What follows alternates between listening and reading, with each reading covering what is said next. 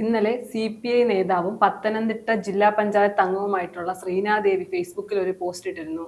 മാധ്യമപ്രവർത്തകർ വിളിച്ചിട്ട് ശ്രീനാദേവിക്ക് രാഹുൽ മാങ്കൂട്ടത്തിനെതിരെ പരാതി ഉണ്ടെന്നറിഞ്ഞു, തങ്ങൾ സംരക്ഷിക്കും എന്നൊക്കെ പറഞ്ഞു. അപ്പം രാഹുൽ മാങ്കൂട്ടത്തിനെതിരെ കേസുകൾ ഉണ്ടാക്കേണ്ടത് ഇപ്പൊ മാധ്യമപ്രവർത്തകരുടെ ഒരു കടമയായി മാറിയിരിക്കുകയാണോ? വളരെ ഗുരുതരമായ ഒരു വെളിപ്പെടുത്തലാണ് ആ ഒരു വനിതാ രാഷ്ട്രീയ നേതാവ് നടത്തിയിരിക്കുന്നത്. അത് നടത്തിയത് ആര് എന്നുള്ളത് വളരെ പ്രധാനപ്പെട്ട ഒരു കാര്യമാണ്.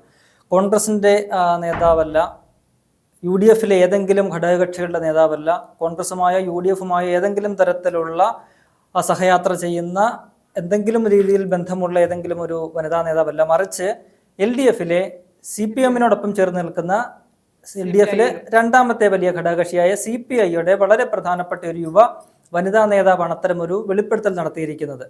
അവർ സോഷ്യൽ മീഡിയ പ്ലാറ്റ്ഫോമായ ഫേസ്ബുക്കിലൂടെയാണ് വളരെ ഞെട്ടിക്കുന്ന ഒരു തുറന്നെഴുത്ത് നടത്തിയിരിക്കുന്നത്. അവർ പത്തനംതിട്ടയിലെ ജില്ലാ പഞ്ചായത്ത് അംഗമാണ്. മാത്രവുമല്ല, രാഹുൽ മാങ്കൂട്ടത്തിലിൻ്റെ അടൂരിലെ വീട് സ്ഥിതി ചെയ്യുന്ന സ്ഥലത്തെ പ്രതിനിധീകരിക്കുന്ന ഒരു ജില്ലാ പഞ്ചായത്ത് അംഗം കൂടിയാണ്. അവരതെല്ലാ കാര്യങ്ങളെല്ലാം തന്നെ ആ ഫേസ്ബുക്ക് പോസ്റ്റിൽ പറയുന്നുണ്ട്. അവരെന്നിട്ട് പറയുന്നത്, ഈ രാഹുൽ മാങ്കൂട്ടത്തിനെതിരെ താങ്കൾക്ക് പരാതിയുണ്ട്, അല്ലെങ്കിൽ രാഹുൽ മാങ്കൂട്ടം താങ്കളെയും ഇതേ രീതിയിൽ സമാനമായ രീതിയിൽ പീഡിപ്പിച്ചിട്ടുണ്ട്, ആക്രമിച്ചിട്ടുണ്ട് എന്ന് ഞങ്ങൾ അറിഞ്ഞു.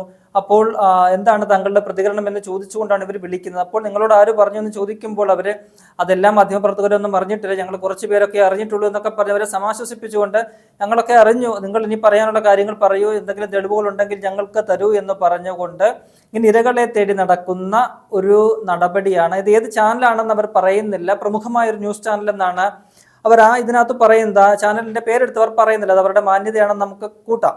അതിനകത്ത് അവർ തന്നെ വിശേഷിപ്പിക്കുന്ന ഒരു പദമുണ്ട്, സാങ്കല്പിക ഇരകളെ സൃഷ്ടിച്ചെടുക്കുന്ന ഒരു നടപടി. അതാണ് ഇപ്പോൾ നടന്നുകൊണ്ടിരിക്കുന്നതെന്നാണ് അവർ പറയുന്നത്. ഏറ്റവും അവസാനം അതിനകത്ത് അവർ പറയുന്നുണ്ട്, ഇത്തരത്തിലുള്ള വേട്ടയാടൽ ശരിയല്ല. അതായത് എതിർപക്ഷത്ത് നിൽക്കുന്ന ഒരു സമുന്നതമായ ഒരു പാർട്ടിയുടെ യുവ വനിതാ നേതാവാണ് ഇക്കാര്യം പറയുന്നത്. ഇങ്ങനെ ഇരകളായ സ്ത്രീകളുണ്ടോ? അവർ പറയുന്നുണ്ട്, കല്ലുകുത്താനുണ്ടോ എന്ന് പറയുന്നത്. പണ്ട് നമ്മുടെ നാട്ടിൽ പുറത്ത് ഇങ്ങനെ ആൾക്കാർ കല്ലുകുത്തുന്ന ആൾക്കാർ ഇങ്ങനെ നടക്കുമായിരുന്നു, കല്ലുകുത്താനുണ്ടോ കല്ലുകുത്താനുണ്ടെന്ന്. അതേപോലെ ഇങ്ങനെ രാഹുൽ മാങ്കൂട്ടത്തിനെതിരെ പരാതിയുണ്ടോ, പീഡന പരാതിയുണ്ടോ, രാഹുൽ മാങ്കൂട്ടം പീഡിപ്പിച്ച യുവതികളോ ആരെങ്കിലും ഒക്കെ ഉണ്ടോ എന്നിങ്ങനെ ചോദിച്ചുകൊണ്ട് നടക്കുന്ന ഒരു രീതിയിലേക്ക് മാധ്യമ പ്രവർത്തനം തരം താണിരിക്കുന്നു എന്നതിന്റെ ഏറ്റവും വലിയൊരു ഉദാഹരണമാണ് ഇന്നലത്തെ ആ ശ്രീനാദേവി എന്ന് പറയുന്ന ജനപ്രതിനിധിയുടെ വെളിപ്പെടുത്തൽ നമുക്ക് കാണേണ്ടിയിരിക്കും. അതിന്റെ അകത്ത് അവർ ആ പോസ്റ്റ് തന്നെ പറയുന്നുണ്ട്, മാധ്യമ പ്രവർത്തകർക്കെതിരെ ഒരു ആരോപണം ഇപ്പോൾ ഉണ്ടല്ലോ, റിപ്പോർട്ടർ TVക്കെതിരെ. അപ്പൊ അവരെ ചേർത്ത് പിടിച്ച് ആശ്വസിപ്പിക്കേണ്ടതായിരുന്നില്ലേ എന്നൊക്കെ ചോദിക്കുന്നുണ്ട് അവര്. അതെ, അത് വളരെ പ്രധാനപ്പെട്ട ഒരു കാര്യമാണ് അതിനകത്ത് അവർ പറയുന്നത്.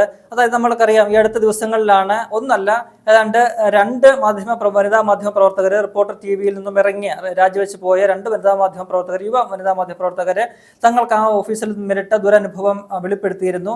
ഇന്നലെ അതിനകത്തൊരു വനിതാ മാധ്യമ പ്രവർത്തകരുടെ ഫേസ്ബുക്ക് പോസ്റ്റ് ഷെയർ ചെയ്തുകൊണ്ട് മറ്റൊരു വനിതാ മാധ്യമ പ്രവർത്തകയും പറഞ്ഞിട്ടുണ്ട്, എനിക്കും ഇതിപ്പോൾ ധൈര്യം പകരുന്നു, വരും ദിവസങ്ങളിൽ ഞാനും കൂടുതൽ വിവരങ്ങൾ ഇതുമായി ബന്ധപ്പെട്ട് തനിക്ക് ഇതേപോലെ നേരിട്ട അനുഭവങ്ങൾ തുറന്നു പറയുന്നുണ്ട് എന്ന് വേറൊരു വനിതാ മാധ്യമ പ്രവർത്തകൻ പറയുന്നുണ്ട്. അപ്പോൾ നിലവിൽ 2 പേര് പറഞ്ഞു കഴിഞ്ഞിരിക്കുന്നു, ഇനി ഒരാൾ വെയിറ്റിംഗ് ലിസ്റ്റിലാണ് പറയാനായിട്ട്. അങ്ങനെ നിരവധി ആളുകൾ ഇങ്ങനെ ആ ചാനലിനുള്ളിൽ നടന്ന പീഡനം, ഒന്ന് ലൈംഗിക പീഡനം എന്ന് നമുക്ക് പറയാം, മറ്റൊന്ന് അവിടെ നടന്ന ഒരു ഹരാസ്മെന്റ് ആണ്, അത് പോഷ് ആക്ടിന്റെ പരിധിയിൽ വരുന്ന ഒരു സംഭവം കൂടിയാണ്. മറ്റേത് വളരെ ഇതായിട്ടുള്ള എക്സ്പ്ലിസിറ്റ് ആയിട്ടുള്ള ഒരു പീഡനം തന്നെയാണ്. ആ യുവതിയെ, മാധ്യമപ്രവർത്തകയെ അവിടെ ഡെസ്കിൽ അവർക്കെതിരെ മോശമായ ഒരു അനുഭവം ഉണ്ടായ സംഭവമാണ് അവരത് തുറന്നു പറഞ്ഞിരിക്കുന്നത്. അവർ രാജിവെച്ച സമയത്ത് അക്കാര്യം പറഞ്ഞിരുന്നില്ല. പിന്നീട് അടുത്ത ദിവസമാണ് അവർ ഈ പറയുന്നത് പോലെ രാഹുൽ മാങ്കൂട്ടത്തിനെതിരെ എന്തുകൊണ്ട് ഈ ഇരകൾ പരാതി കൊടുക്കുന്നില്ല എന്ന ചോദ്യം സമൂഹ മാധ്യമത്തിൽ ഇങ്ങനെ ഉയർന്നു നിൽക്കുമ്പോഴാണ് തനിക്ക് നേരിട്ട ദുരനുഭവം, ഒപ്പം തന്നെ താൻ എന്തുകൊണ്ട് അത് പരാതിപ്പെട്ടില്ല എന്ന കാര്യമൊക്കെ വിശദീകരിച്ച് അവർ തനിക്ക് നേരിട്ട ദുരനുഭവം അവർ പറയുന്നത്. അപ്പോൾ ആ ചാനലിന്റെ ഭാഗത്തു നിന്നുണ്ടായ പ്രതികരണം, ഇത് പറയുന്ന പോലെ എക്സിറ്റ് അഭിമുഖത്തിലൊന്നും അവരിതൊന്നും പറഞ്ഞില്ല, ICC-യിൽ പരാതിപ്പെട്ടില്ല എന്നൊക്കെയാണ് അവർ പറയുന്നത്. നേരെ മറിച്ച് രാഹുൽ മാങ്കൂട്ടത്തിലെ വിഷയത്തിൽ എന്താണോ അവർ ചോദിക്കുന്നത് അതിന് നേരെ ഘടകവിരുദ്ധമായ കാര്യങ്ങളാണ് പറയുന്നത്. അപ്പോൾ അവർ പിന്നീട് വിശദീകരണം നൽകുന്ന ഒരു വീഡിയോയിൽ അവർ പറയുന്നുണ്ട് എന്തുകൊണ്ടാണ് താനത് പറയാത്തതെന്നൊക്കെയുള്ള കാര്യങ്ങൾ അവർ പറയുന്നുണ്ട്. അപ്പോൾ അങ്ങനെ ഒരു മാധ്യമ സ്ഥാപനത്തിനുള്ളിൽ നിന്നും ഇത് ചെറിയ സമയത്തിനകം തന്നെ ഏതാണ്ട് 3 വനിതാ മാധ്യമ പ്രവർത്തകർ തങ്ങൾക്ക് നേരിട്ട ദുരനുഭവത്തെക്കുറിച്ച് വെളിപ്പെടുത്തുന്ന ഇനിയും ഒരുപാട് വിഷയങ്ങൾ വരാം. ആ വിഷയത്തിൽ ഈ പറയുന്ന മാധ്യമങ്ങൾ, അവർ മാധ്യമം മാത്രമല്ല കേട്ടോ, ആ റിപ്പോർട്ടർ ചാനൽ മാത്രമല്ല, മറ്റു മാധ്യമങ്ങൾ ഉൾപ്പെടെ എന്ത് നിലപാട് സ്വീകരിച്ചു എന്നതും വളരെ പ്രധാനപ്പെട്ട ഒരു കാര്യമാണ്. ആ വിഷയം ചർച്ച ചെയ്യാനായിട്ട് ഒരു മാധ്യമം പോലും തയ്യാറായിട്ടില്ല. കാരണം അങ്ങനെ ചർച്ച ചെയ്ത് കഴിഞ്ഞാൽ തങ്ങളുടെ ഉള്ളിൽ നടക്കുന്ന പ്രശ്നങ്ങളെക്കുറിച്ച് അവർ ചർച്ച ചെയ്യുക, ചെയ്യും. അങ്ങനെ പരസ്യമായ ഒരു വിഴുപ്പലക്കലിലേക്ക് കാര്യങ്ങൾ പോകും. ആരും ഒരു സ്ഥാപനവും ഒരു മാധ്യമ സ്ഥാപനവും അത്ര നല്ല എന്താ പറയുക സുരക്ഷിത ഇടമല്ല എന്ന് തെളിയിക്കുന്ന കൂടുതൽ കാര്യങ്ങൾ പുറത്തു വരും. പല ഇരകളും ഇതേപോലെ വെളിപ്പെടുത്തലുമായിട്ട് വരും. നമുക്കറിയാം, നേരത്തെ മാതൃഭൂമി ചാനലിൽ നിന്ന് 2 പരാതി ഉയരുകയും അവർ വളരെ ശക്തമായ രീതിയിൽ നടപടി എടുക്കുകയും ഒക്കെ തന്നെ ചെയ്തിരുന്നു. പ്രമുഖനായ മാധ്യമപ്രവർത്തകനെ ഉൾപ്പെടെ പുറത്താക്കുന്ന സാഹചര്യമൊക്കെ ഉണ്ടായി. പക്ഷേ അതിനുശേഷം പല മാധ്യമ സ്ഥാപനങ്ങളിൽ ഇത്തരത്തിൽ ആരോപണങ്ങൾ ഉണ്ടായിട്ട് പോലും ഒരു നടപടിയും ഉണ്ടായിട്ടില്ല. എല്ലാം അതിനുള്ളിൽ തന്നെ ഒതുക്കി തീർക്കുന്ന ഒരു സമീപനമാണ് പല മാനേജ്മെന്റുകൾ സ്വീകരിച്ചു പോകുന്നത്. അവരൊക്കെ തന്നെയാണ് ഇത്തരത്തിൽ പുറത്ത് ഈ പറയുന്ന രാഷ്ട്രീയ പ്രവർത്തകരെ ഒക്കെ തന്നെ പ്രതികളാകുന്ന കേസുകളിൽ വലിയ രീതിയിലുള്ള ആർജവം കാണിക്കുന്നത്. അത് വേണ്ടെന്ന് ഞാൻ പറയത്തില്ല കേട്ടോ. അവര് മാധ്യമങ്ങൾ പറയുന്നത് ഫോർത്ത് എസ്റ്റേറ്റ് ആണ്. അവർ സമൂഹത്തിന്റെ കണ്ണാടിയായിട്ട് നിലനിൽക്കുന്നവരാണ്. അപ്പോൾ സമൂഹത്തിലെ മറ്റുള്ളവർ എന്തെങ്കിലുമൊക്കെ പ്രശ്നങ്ങൾ കാണുമ്പോൾ അത് കാട്ടപ്പെടേണ്ടതാണ്, അത് ചർച്ച ചെയ്യപ്പെടേണ്ടതാണ്. പക്ഷേ അവരൊക്കെ തന്നെ ആ ഒരു കണ്ണാടി തങ്ങൾക്ക് നേരെ കൂടി തിരിച്ചു വെക്കേണ്ട ഒരു ബാധ്യതയുണ്ട്. കാരണം ഇന്നത്തെ കാലത്ത് എവിടെയും സ്ത്രീകൾ ആക്രമിക്കപ്പെടുന്ന ഒരു സാഹചര്യമാണുള്ളത്. അതിൻ്റെ ഒരു പോരായ്മ മാധ്യമ സ്ഥാപനങ്ങളിലുണ്ട്. നമ്മൾ മാധ്യമ പ്രവർത്തനത്തിൽ നിൽക്കുന്ന വ്യക്തികളായതുകൊണ്ട് നമുക്കറിയാം, നിരവധി ആളുകൾ, നമ്മുടെ സഹപ്രവർത്തകർ ഉൾപ്പെടെയുള്ളവർ അത്തരത്തിലുള്ള ദുരനുഭവങ്ങൾ നേരിടുന്ന സാഹചര്യം നമ്മൾ തന്നെ പലപ്പോഴും പലരും പറഞ്ഞൊക്കെ കേട്ടിട്ടുമൊക്കെ ഉള്ളതാണ്. അപ്പോൾ ആ ഒരു സാഹചര്യത്തിലാണ് ഇങ്ങനെ ഒരു എന്താ പറയുക CPIയുടെ ഒരു യുവ വനിതാ നേതാവ് വന്ന് പറയുന്നത് തന്നെ ഇങ്ങനെ സമീപിച്ചു, അപ്രോച്ച് ചെയ്തു.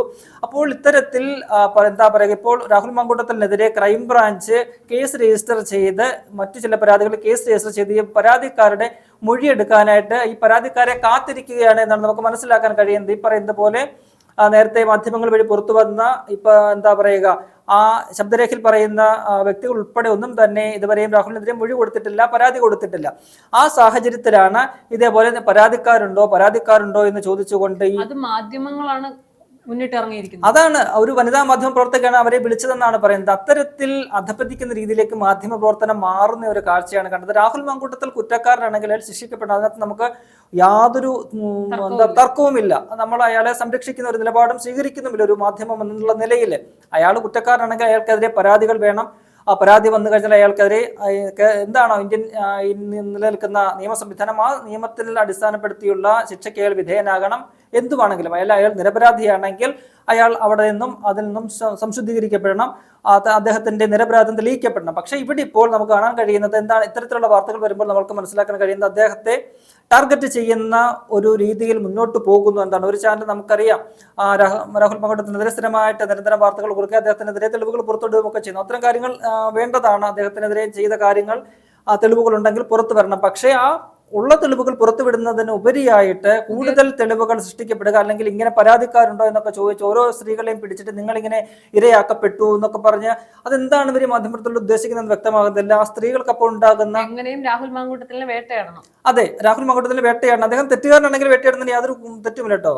അത് വേണ്ട കാര്യമാണ്. അത് നമ്മൾ പറയുന്നത് ഉറച്ചു തന്നെ നിൽക്കുന്നത്. പക്ഷേ കൂടുതൽ പരാതിക്കാരെ ഉണ്ടാക്കി കേട്ടോ, അല്ലെങ്കിൽ അത്തരത്തിൽ സാങ്കല്പിക ഇരകളെ സൃഷ്ടിച്ചുകൊണ്ട് ഇങ്ങനെ പോവുക, അയാൾ അങ്ങനെ തന്നെയാണ്. അപ്പൊ കൂടുതൽ തെളിവുകൾ, പ്രത്യേകിച്ച് ക്രൈംബ്രാഞ്ച് അന്വേഷണം തുടങ്ങിയ സാഹചര്യത്തിൽ മറ്റു പരാതികളോ അല്ലെങ്കിൽ മൊഴി കൊടുക്കാനൊന്നും ഇരകൾ തയ്യാറാകാത്ത സാഹചര്യത്തിൽ ഒരു പക്ഷേ കേസിന് കൂടുതൽ ബലം നൽകാൻ വേണ്ടി മാധ്യമ സ്ഥാപനം തന്നെ തുനിഞ്ഞിറങ്ങിയിരിക്കുകയാണ്. പോലീസിന് വേണ്ടിയിട്ടൊരു സമാന്തര പോലീസിംഗ് സംവിധാനമായിട്ട് മാധ്യമ സ്ഥാപനവും മാധ്യമ പ്രവർത്തകരും ഒക്കെ തന്നെ മാറുകയാണെന്ന് നമുക്ക് സംശയിക്കേണ്ടിയിരിക്കും. എന്തായാലും അവരുടെ തുറന്നു പറച്ചിൽ വളരെ പ്രധാനപ്പെട്ട ഒരു കാര്യമാണ്. ഈ പറയുന്ന ഏത് മാധ്യമ സ്ഥാപനമാണ്, ആ മാധ്യമ സ്ഥാപനം എത്തി നിൽക്കുന്ന ഒരു അപജയത്തിന്റെ ഏറ്റവും വലിയ ഉദാഹരണമായിട്ട് നമുക്ക് ആ ഒരു തുറന്നെഴുത്തിനെ കാണാൻ കഴിയും.